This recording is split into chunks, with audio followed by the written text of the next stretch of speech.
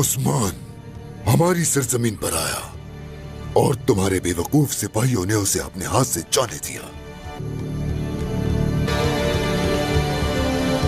आखिरी दफा बचकर निकला है, लेकिन वो कब तक हमारी पहुंच से बचेगा? बाला हलीमा नामी लड़की के बारे में बात कर रही थी। कौन है वो?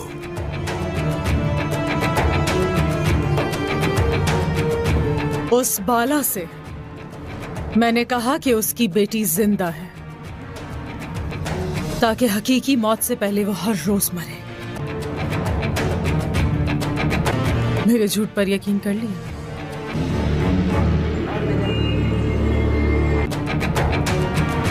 साजिशों पर साजिशें रचा रहे हो सुर्ख बालों वाले, लेकिन उस्मान एक बहुत बड़ी साजिश के साथ यहाँ आएगा। वो दोबारा यहाँ घुसने की कोशिश जरूर करेगा, लेकिन उसे कभी ढूंढ नहीं पाएगा।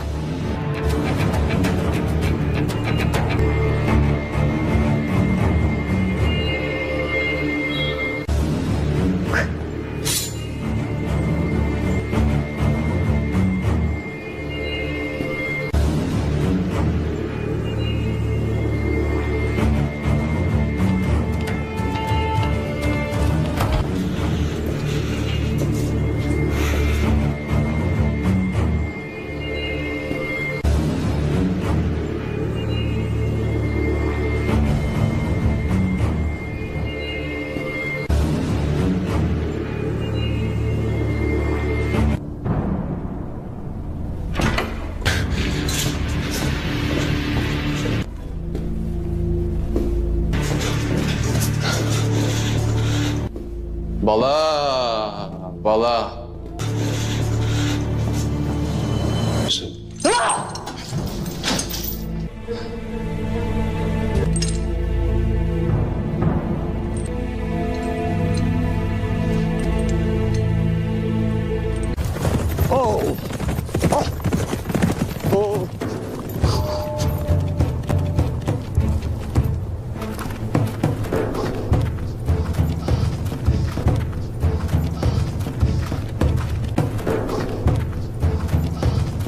मेरी जुबान साथ नहीं दे रही सरदार, मगर वो घटिया उलूगान हमारे 3 कले बाजंतीनियों के हवाले कर रहा है। उकाब की तरह हमारे आसपास ही घूम रहे हैं वो, मगर शेर का गोश्त कड़वा होता है। कुत्ते और लूमड़ आसानी से उसे नहीं खा सकते। हम जरूर उसे देख लेंगे। अभी परेशानी की कोई बात नहीं है, फिक्र मत करें। ना तो हम झुकेंगे, न गिरेंगे, न हार मानेंगे। उन्हें बहुत जल्द मुट्ठी में कर लेंगे। अब ताकतवर होकर ही लौटेंगे। अगर हम अंदर दाखिल नहीं हो सकते तो मायूस मत हो। आज तक जो कहा उस पर मैं आखिर कब पूरा नहीं उतरा? हाँ, किस वादे में नाकाम रहा? कुछ भी हो, अंदर जाएंगे। मैं बताऊंगा कैसे जाएंगे। वो अब हमें तलाश कर रहे होंगे बाबा, हमें यहाँ से जल्दी जाना चाहिए। हाँ चलो, आ जाओ, शाबाश।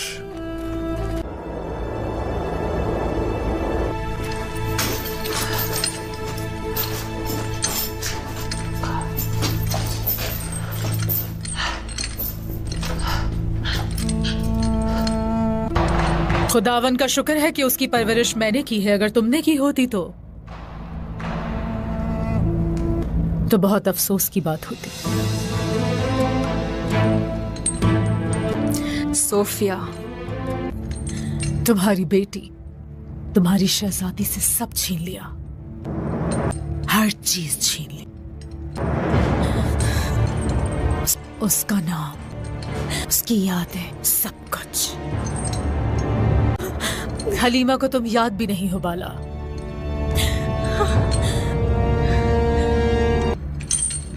बाबा, वालिदा, भाइयों का इंतजार करती रही वो, लेकिन कोई नहीं आया। जब हलीमा रो रही थी तुम नहीं आई बाला।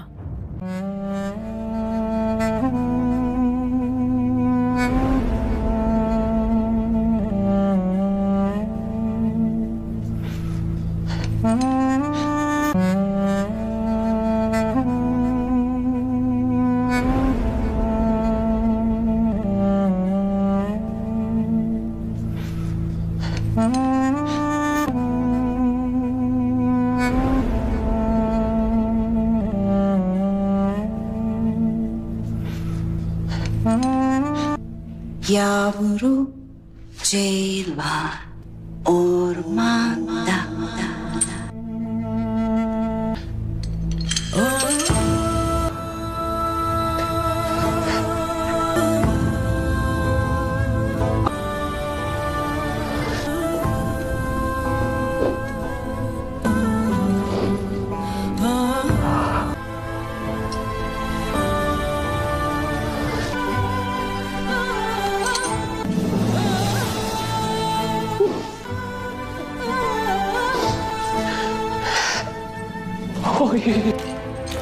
हलीमा कहाँ है सोफिया?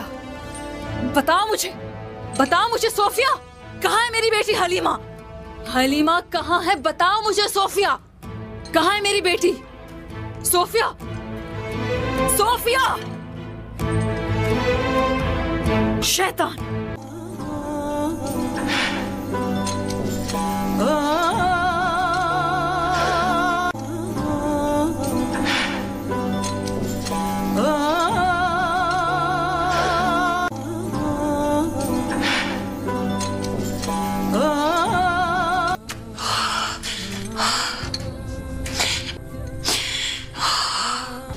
या अल्लाह,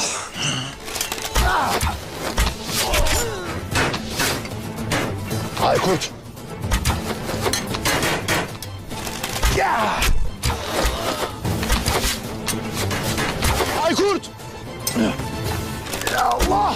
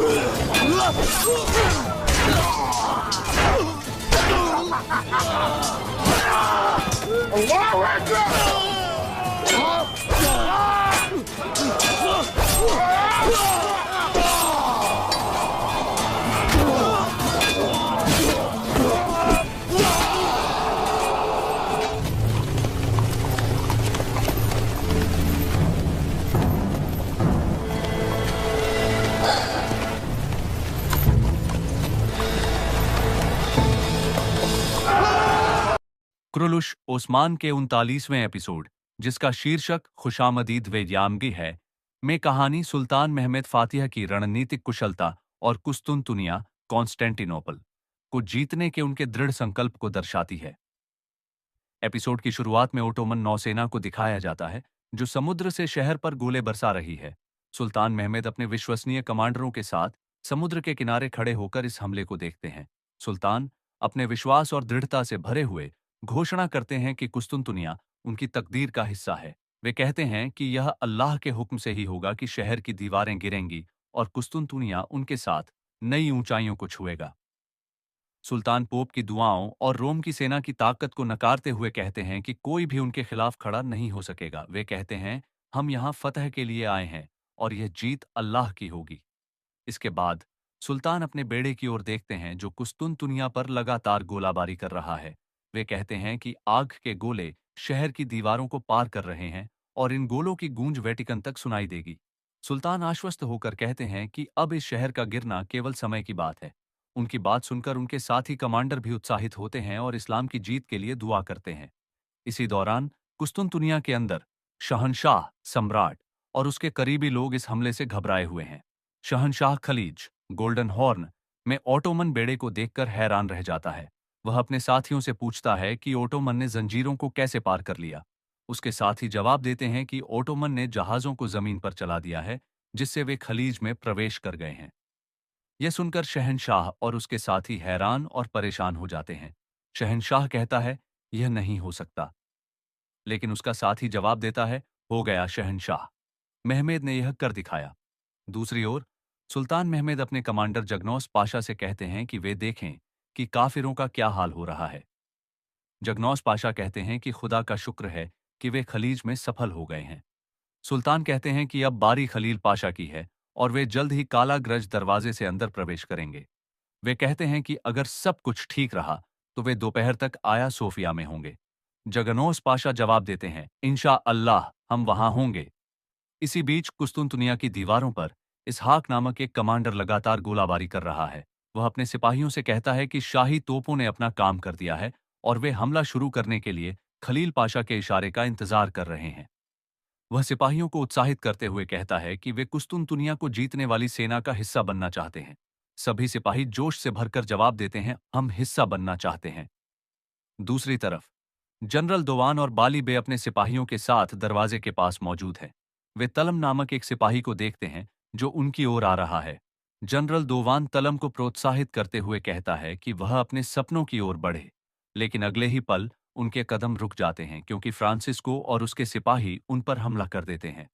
फ्रांसिस्को तलम और अन्य सिपाहियों को बंदी बना लेता है और उन्हें तलवार की नोक पर रखकर अंदर ले जाता है। यह देखकर जनरल दोवान और बाली बे बहुत दुखी होते हैं। बाली बे कहते हैं, सतोक कहाँ है? क्या वह भी कैद हो गया है? जनरल दोवान जवाब देता है कि फ्रांसिस्को ने धोखा दिया है। फ्रांसिस्को जनरल दोवान को चुनौती देते हुए कहता है कि वह पत्थर की दीवारों के पीछे छुपने के बजाय बहादुरी से लड़े। जनरल दोवान गुस्से में जवाब देता है कि वह फ्रांसिस्को से लड़ने के लिए तैयार है, लेकिन फ्रांसिस्को अपने सिपाहियों को इशारा करता है और वे कुछ सिपाहियों को मार देते हैं। यह देखकर बाली बे और जनरल दोवान बहुत दुखी होते हैं। फ्रांसिस्को कहता है कि खलील पाशा का इंतजार करो क्योंकि वह दिन आएगा जब वह उनकी जान लेगा। इसके बाद फ्रांसिस्को तलम और अन्य बंदियों को लेकर किले के अंदर चला जाता है और किले का दरवाजा फिर से बंद हो जाता है। इधर शहंशाह किले की दीवार से नीचे उतरता है और अपने साथियों से कहता है कि उन्हें एक नई योजना बनानी होगी। वह पूछता है कि ओटोमन ने जहाजों को जमीन पर कैसे चला दिया। इसी बीच एक महिला अपने बच्चे को लेकर शहंशाह के पास आती है और उससे विनती करती है कि वह शहर के दरवाजे खोल दे ताकि वह और उसका बच्चा बाहर निकल सके। वह कहती है कि शहर पहले ही गिर चुका है और अगर वे दरवाजे खोल देंगे तो ओटोमन उन पर रहम करेंगे। लेकिन शहंशाह उसकी बात नहीं सुनता और आगे बढ़ जाता है। वह महिला रोते हुए वहां से चली जाती है। अगली सुबह सुल्तान महमेद के खेमे में दरबार लगता है। बाली बे सुल्तान को सारी स्थिति बताते हैं और कहते हैं कि फ्रांसिस्को ने धोखा दिया है। सुल्तान कहते हैं कि अगर दरवाजे अंदर से नहीं खुलते हैं तो वे उन्हें बाहर से तोड़ देंगे। वे कहते हैं कि वे हर हाल में शहर के अंदर जाएंगे। सुल्तान अपने साथियों को उत्साहित करते हुए कहते हैं कि उन्होंने जमीन पर जहाज चलाकर और शाही तोपों से दीवारों में सुराख करके असंभव को संभव कर दिखाया है। वे कहते हैं कि काफिरों के दिलों में खौफ बैठ गया है और यही खौफ उनके लिए सबसे बड़ा दुश्मन है। इसके साथ ही एपिसोड समाप्त होता है। यह एपिसोड सुल्तान महमेद की रणनीतिक सोच, उनके साथियों का जोश और कुस्तुनतुनिया को जीतने के लिए उनके दृढ़ संकल्प को दर्शाता है। अगर आपको यह वीडियो पसंद आया हो तो इसे लाइक करें, चैनल को सब्सक्राइब करें और बेल आइकॉन पर क्लिक करें। अगले एपिसोड में मिलते हैं इंशाअल्लाह। कुरुलुश ओस्मान के 39वें एपिसोड के दूसरे भाग में, जिसका शीर्षक खुशामदीद वलैंड है, कहानी और भी रोमांचक और तनावपूर्ण हो जाती है। एपिसोड की शुरुआत में हम देखते हैं कि फ्रांसिस्को शहंशाह सम्राट से बात करते हुए कहता है कि उसने अभी तक अपना ईमान नहीं खोया है, लेकिन जॉन ग्रांट उसके साथ है और उन्हें कुछ महत्वपूर्ण फैसले लेने की जरूरत है। फ्रांसिस्को कहता है कि वह सुल्तान महमेद को अच्छी तरह जानता है और वह कभी नहीं थकेगा। वह शहर में दाखिल होने के लिए पानी के दूसरे रास्तों का इस्तेमाल करने की कोशिश करेगा। फ्रांसिस्को कहता है कि अगर उनके पास उन रास्तों की सुरक्षा के लिए जासूस नहीं है तो वे मुश्किल में पड़ जाएंगे। फ्रांसिस्को की बात पूरी होने से पहले ही शहंशाह उसे टोकते हुए कहता है कि क्या वह कह रहा है कि उन्हें अपने हाथों से पानी के नाले बंद करने होंगे। फ्रांसिस्को जवाब देता है कि अगर कोई और तरीका है तो वह बताएं। शहंशाह गुस्से में कहता है, नहीं, कभी नहीं। मैं अपने लोगों को प्यास से मरने नहीं दूंगा।